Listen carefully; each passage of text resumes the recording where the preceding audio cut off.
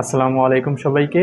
তোমরা যারা এই মুহূর্তে আমাকে দেখছো এবং শুনছো, তোমাদের সকলের উপর আল্লাহ তাআলার অশেষ রহমত বর্ষিত হোক। তোমরা যারা আমার অনলাইন প্রাইভেট ব্যাচে এসএসসি 2025 গ্রুপ বিতে আছো, তোমাদের আজকে আমি বাংলা দ্বিতীয় পত্রের ব্যাকরণের ধাতু যে বিষয়টা আছে বা ধাতু যে পরিচ্ছেদটা আছে সেটা নিয়ে একটু আলোচনা করব। ইতিপূর্বে কিন্তু তোমাদের হচ্ছে বচন, তারপর পদাশ্রিত নির্দেশক, এই বিষয় দুটা পূর্বে দুটো ক্লাসে আলোচনা করা হয়েছিল।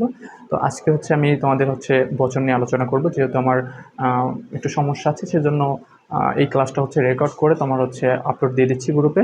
আশা করি সবাই ক্লাসটা মনোযোগ সহকারে দেখবে এবং ক্লাসটা দেখার সময় অবশ্যই হচ্ছে তোমাদের যে বইটা আছে সেই বইটা থেকে তোমার হচ্ছে ধাতু টপিক্সটা বের করে তারপর হচ্ছে ক্লাসটা দেখা শুরু করবা। ঠিক আছে? তো প্রথমে ধাতুর ক্ষেত্রে আসলে আমাদের জানতে হবে ধাতু কি আসলে। ধাতু হচ্ছে আমি একটু আগে একটা কথা বলতে চাই, সেটা হলো যে আমাদের যে বাংলা বাক্য আছে বা বাংলা ভাষা আছে তার ভিতরে কিন্তু অসংখ্য হচ্ছে ক্রিয়াপদ আছে। তো এই যে ক্রিয়াপদগুলো আছে, এই ক্রিয়াপদগুলোর যে মূল অংশটা আছে সেই মূল অংশটাকে ধাতু বলা হয়। ক্রিয়াপদের মূল অংশটাকে ধাতু বলা হয়। এখন মূল অংশ কি? যেমন দেখো, তোমার হচ্ছে আমি যদি লিখি পড়ছি, তাই না? এখন এটাকে ভাঙাইলে পর যোগ সি এভাবে আসে না? তাহলে এখন দেখো, এই যে পর, এটা হচ্ছে কি তোমার মূল অংশ। পড়ছি মানে কি? পড়াই বোঝায়। তাহলে এই যে পর, এই জিনিসটা হচ্ছে কিন্তু এইটার মূল অংশ। তাহলে এটা কিন্তু একটা ধাতু। ঠিক আছে? তাহলে এটার সাথে সি যুক্ত হয়েছে, প্রত্যয় যুক্ত হয়ে তোমার একটা শব্দ গঠন করতে। তাহলে এই শব্দটার পর হচ্ছে একটা ধাতু। তো ধাতু বিষয়টাকে আসলে বুঝলাম। এখন দেখো, আমি যদি লিখি হাতা, এখন এটাকেও তো আমি ভাঙ্গাই লিখতে পারি, হাত যোগ তা। এটা কি ধাতু হবে? সরি, হাত যোগ এটা কি ধাতু হবে? এটা ধাতু হবে না, কারণ হাত হচ্ছে একটা হচ্ছে বিশেষ্য। তো ধাতু হতে হলে অবশ্যই ক্রিয়াপদের মূল অংশ দরকার। ক্রিয়াপদ কি? যা দ্বারা কোনো কাজ করা বোঝায়। ঠিক আছে? অবশ্যই ক্রিয়াপদ হতে হবে, তাহলে ক্রিয়াপদের মূল অংশকে ধাতু বলে। তাহলে পড়ছি, করছি, যাচ্ছি, এগুলোর যে মূল অংশগুলো এগুলো হচ্ছে ধাতু। কিন্তু যদি সেটা তোমার একটা শব্দকে হচ্ছে ভাঙার পরে যদি মূল অংশে সেটা বিশেষ্য হয়, সেটা কিন্তু কখনোই তোমার হচ্ছে তোমার ধাতু হবে না। ঠিক আছে? আচ্ছা, এখন ধাতুর ক্ষেত্রে আমরা জানি ধাতু হচ্ছে তিন প্রকার। একটা হচ্ছে মৌলিক, তারপর হচ্ছে একটা হচ্ছে সাধিত, আর একটা হচ্ছে যৌগিক ধাতু। মৌলিক ধাতু আবার তিন প্রকার, আর সাধিত ধাতু হচ্ছে আবার তিন প্রকার। যৌগিক ধাতুর কোনো প্রকারভেদ নেই। সেই মৌলিক ধাতুকে কি? মৌলিক ধাতু হচ্ছে আবার তোমার বাংলা সংস্কৃত বিদেশাগত, মানে মানে বিদেশ থেকে যেগুলো আসছে সেইগুলো হচ্ছে তোমার বিদেশাগত। আর হচ্ছে সাধিত, তোমার হচ্ছে সাধিত ধাতু কত প্রকার? তিন প্রকার: নাম ধাতু, প্রযোজক ধাতু, কর্মবাচ্য ধাতু। এখন তোমার এই যে প্রত্যেকটা থেকেই কিন্তু প্রশ্ন আসে, কিভাবে কি প্রশ্ন আসে সেটা একটু আলোচনা করব। তো প্রকারভেদ থেকে প্রশ্ন আসে যে তোমার হচ্ছে মৌলিক ধাতু কত প্রকার, মাঝে মাঝে প্রশ্ন দেয়, বা ধাতু কত প্রকার। ঠিক আছে? তো এইটা গেলে তোমার হচ্ছে আমরা এখন চিনবো যে আসলে মৌলিক ধাতু কোনগুলো, সাধিত ধাতু কোনগুলো। হ্যাঁ, এবং মৌলিক ধাতুর আবার তোমার যে প্রকারভেদগুলো আছে বাংলা, সংস্কৃত, বিদেশি, এগুলো কিভাবে কি মনে রাখা যায় বা কিভাবে কি পড়তে হয় বা কিভাবে প্রশ্নে আসে সে বিষয়টা নিয়ে একটু আলোচনা করব। তাহলে দেখো, মৌলিক ধাতু, প্রথমে হচ্ছে মৌলিক ধাতু। মৌলিক ধাতুগুলো হচ্ছে তোমার আমরা যে সাধারণত তুই, তুইয়ের সাথে যে তোমার শব্দগুলো ইউজ করি, যেমন তুই কর, তুই পর, তুই খা, তুই যা। ঠিক আছে? তুই নাম, হ্যাঁ, তারপর হচ্ছে তুই যাইয়া আয়। এই যে তোমার হচ্ছে তুইয়ের সাথে যে তোমার শব্দগুলো যায়, অর্থাৎ তোমার পর, খা, কর, যা, চল, হ্যাঁ, এই সব সকল রিলেটেড ধাতুগুলো হচ্ছে মৌলিক ধাতু। মৌলিক ধাতুকে কোনো ভাঙা যায় না। মৌলিক মানেই তো বোঝো, যেটাকে কোনো ভাঙা যায় না। তাহলে এই যে কর, চল, যা, অর্থাৎ তুই শব্দের সাথে যেগুলো সামঞ্জস্যপূর্ণ আসে সেগুলোই কিন্তু হচ্ছে মৌলিক ধাতু। হ্যাঁ, তারপর তোমাদের বইয়ে এক্সট্রা ভাবে লেখা আছে, সেগুলো তোমাদের মতো করে পড়ে নেবা। তো মৌলিক ধাতু ভিতরে আবার হচ্ছে আছে কি কি? বাংলা, সংস্কৃত, বিদেশাগত। এখন আমরা একটু এগুলো চেনার চেষ্টা করবো যে বাংলা ধাতু কোনগুলা।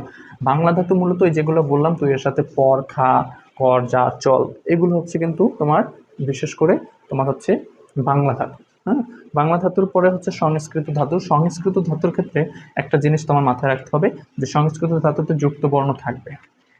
সংস্কৃত ধাতুতে হচ্ছে যুক্ত বর্ণ থাকবে। হ্যাঁ, এবং হচ্ছে রিকার থাকবে, রিকার থাকবে এবং হচ্ছে ফলা থাকবে। তো তোমাদের বইয়ে যদি আমি দুই একটু উদাহরণ তোমাদের দেখাই, যেমন দেখো অঙ্ক, কথ, কৃত, ক্রি, ঠিক আছে। তো এগুলো হচ্ছে তোমার সংস্কৃত ধাতু। কেন? কারণ হচ্ছে এগুলোর সাথে যুক্ত বর্ণ আছে, তারপর হচ্ছে তোমার রিকার আছে, তারপর কোনোটার সাথে ফলা আছে। তো এই তিনটা যদি জিনিস যদি থাকে কোনো ধাতুর ক্ষেত্রে, তাহলে সেটা ভাবতে হবে তোমার সংস্কৃত ধাতু, ঠিক আছে। আর তোমার হচ্ছে বিদেশি ধাতু, বিদেশি ধাতু আছে অনেকগুলো, যেগুলো তোমাদের হচ্ছে হিন্দি, আরবি, ফার্সি থেকে যে ধাতুগুলো আসছে, তো সেগুলো হচ্ছে যেমন আট, খাট, চেদ, জম, ঝুল, টান, টুট। হ্যাঁ, এই যে তোমার হচ্ছে ধাতুগুলো, এগুলো হচ্ছে বিদেশ থেকে আগত। তোমাদের ভিতরে এগুলো বইয়ে যেগুলো আছে সেগুলো খুব ভালোভাবে পড়ে নিতে হবে। তো মৌলিক ধাতু মূলত তিন প্রকার, এবং এখান থেকে পরীক্ষায় আসে এরকম যে তোমার একটা শব্দ তুলে দিল, ধরো আমি যদি বলি বাংলা ধাতু দিয়েই, ঠিক আছে, যেমন আখ। হ্যাঁ, এখন এই আখ দিয়ে আঁকা,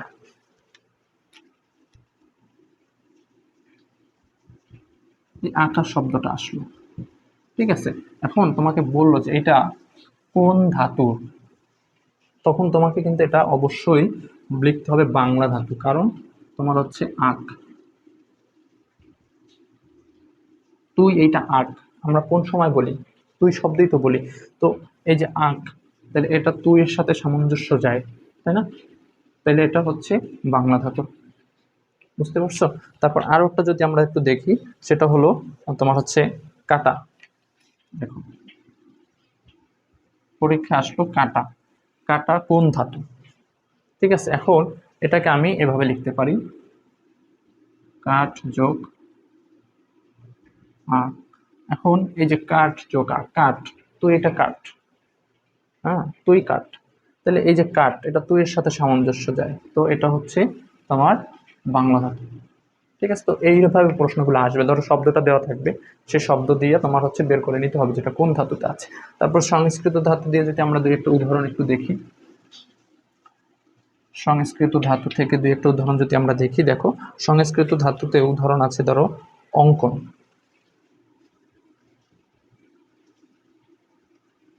এটাকে যদি ভাঙাই, তাহলে এই যে অঙ্ক, তোমার হচ্ছে যুক্তবর্ণ আছে না? যুক্তবর্ণ আছে কিনা? তাহলে যুক্তবর্ণ থাকলে সেটা কি? সংস্কৃত ধাতু। তারপরে যদি আমরা আরেকটা দেখি, কর্তন বা কৃত, এটাকে যদি ভাঙা এইভাবে আসে, ক্রি যোগ, হ্যাঁ ক্রি যোগ, তো এই যে তোমার হচ্ছে কি রিকার আছে না? রিকার থাকবে, তাহলে ক্রি, এটাও কি তোমার কৃত যদি আসে, তাহলে অবশ্যই এটা আমার তোমার দেখাইতে হবে যে সংস্কৃত ধাতু, ঠিক আছে। তো এটা এখন তোমাদের কাজ হচ্ছে বই দিয়ে এই ধাতুগুলো দিয়ে প্রত্যেকটা যে শব্দ আছে সেই শব্দগুলো একটু নিজের মতো করে পড়া। যদি তুমি পড়তে পারো তাহলে তুমি পরীক্ষা সঠিক অ্যান্সার করতে পারবে, কারণ তোমার হচ্ছে বইয়ের বাইরে দিবে না, এটা হচ্ছে মাথায় ফার্স্ট সেট করে নেওয়া, ঠিক আছে। তারপরে তোমার হচ্ছে বিদেশি ধাতু থেকে আমরা যদি একটা উদাহরণ একটু দেখি, ঠিক আছে। বিদেশি ধাতু, বিদেশি ধাতু হচ্ছে যেমন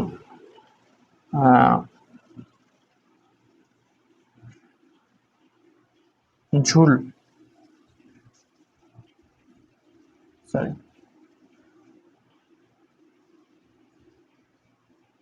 ঝুল, তারপর হচ্ছে টান,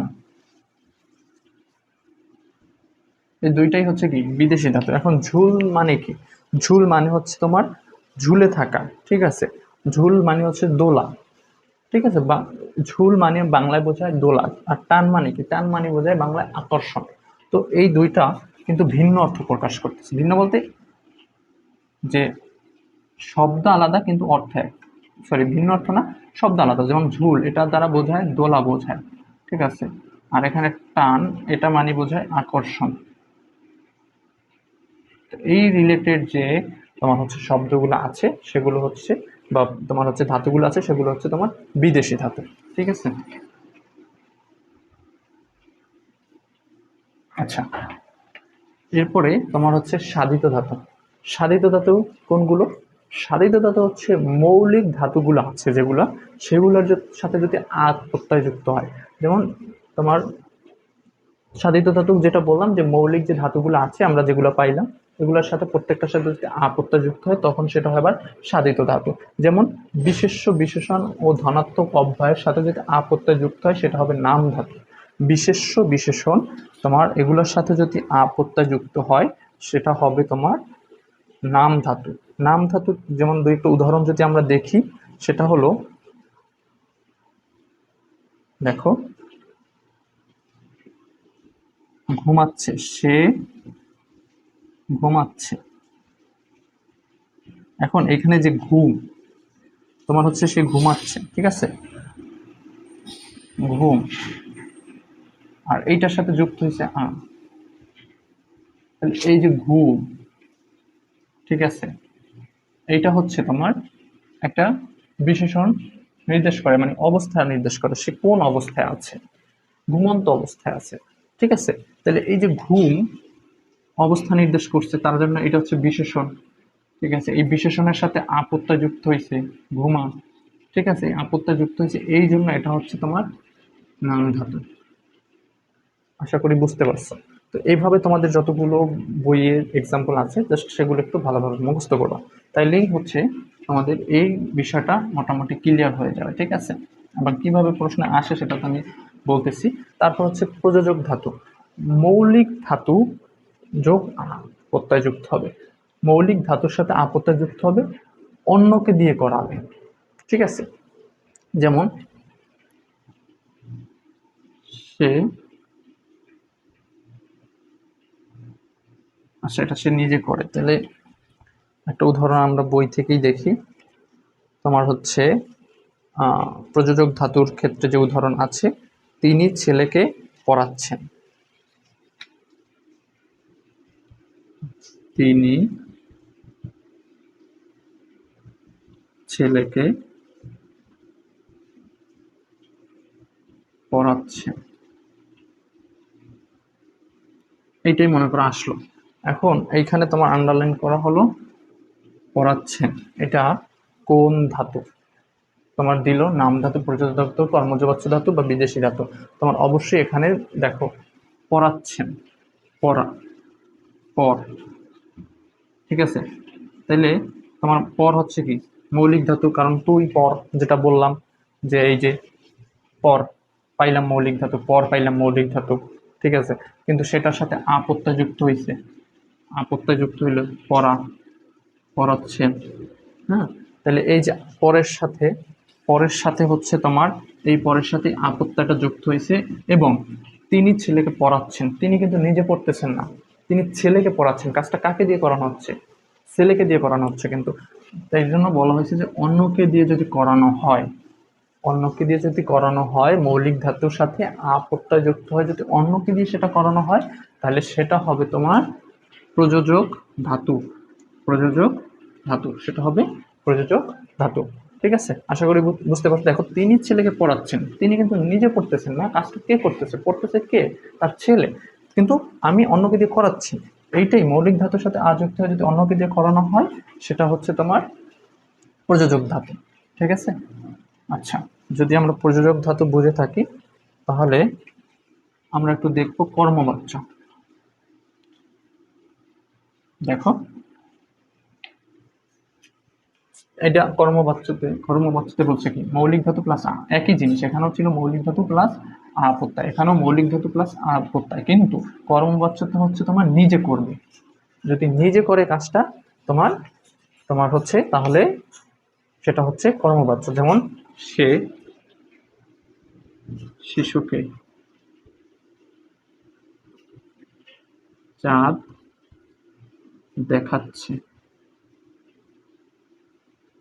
এখন দেখো এখানে দেখাচ্ছে নিচে আন্ডারলাইন আছে, মনে করো এটা কোন প্রত্যয় মানে সরি কোন ধাতু, এটা জিজ্ঞেস করলো বা এটা প্রশ্ন আসলো যে এটা কোন ধাতু, তখন কিন্তু তুমি দেখো সে কি করতেছে, শিশুকে চাঁদ দেখাচ্ছে, তাহলে দেখাচ্ছে কি সে নিজেই, তাই কাজটা সে করতেছে না, এখানে কিন্তু সে শিশুকে চাঁদ দেখাচ্ছে, তাহলে কাজটা করতেছে আমি, তোমারে দেখাচ্ছি, আমি তোমাকে পড়াচ্ছি, তাহলে আমি তো পড়াচ্ছি বা আমি কাজটা করতেছি, বা আমি তোমাকে দেখাচ্ছি, তাহলে কাজটা আমি মানে করতেছি, তাই না, দেখানো এটাও তো একটা কাজ।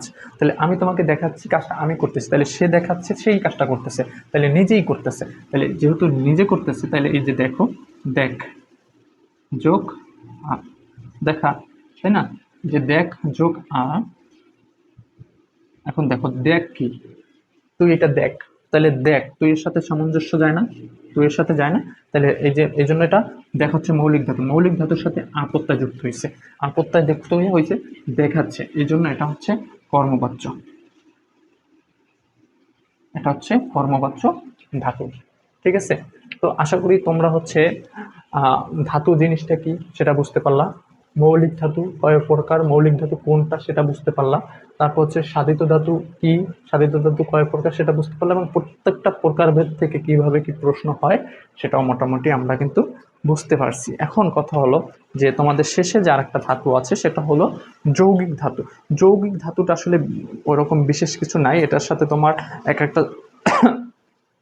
যেমন বিশেষ্য বিশেষণ ও ধনাত্মক অব্যয়ের সঙ্গে কর, দে, পা, খা, ছাড় ইত্যাদি মৌলিক ধাতুর সংযুক্ত হয় যে নতুন ধাতু গঠন করে।